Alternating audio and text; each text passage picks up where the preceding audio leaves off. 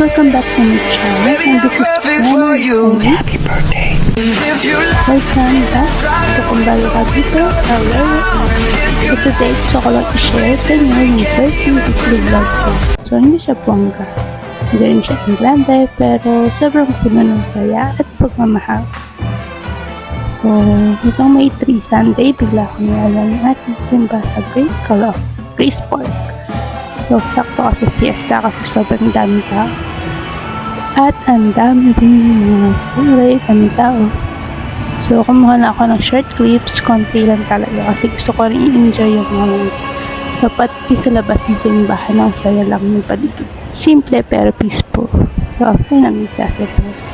So, pumunta kami ng SM Grand para mag-lunch. Akala ko kain na talaga, pero guys, na-surprise ako, bigla binigyan ang ate ko ng cake.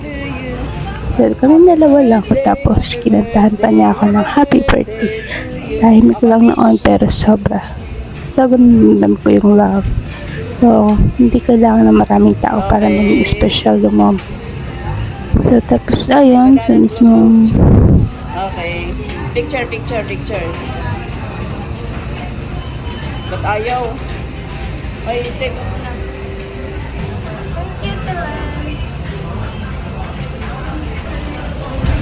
Tapos ayun na nga, May 5, yun yung mismong birthday ko na. Umaga pa lang, may pa-surprise na naman si ate.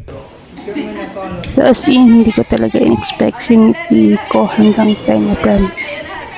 So hagising ko lang nun, kaya hindi ko na in-upload yung video, medyo sabog pa guys. So picture na lang nilalagay ko dito. Pero yung saya, totoo, tipong tahimik ko lang. Pero sobrang thankful ka sa buhay mo. Sobrang thankful ka sa buhay mo. Ganyan nga.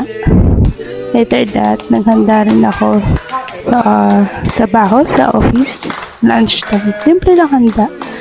Walang arte, pero syempre hindi mawawala ang picture taking, tawa, kwentuhan, kanting kain.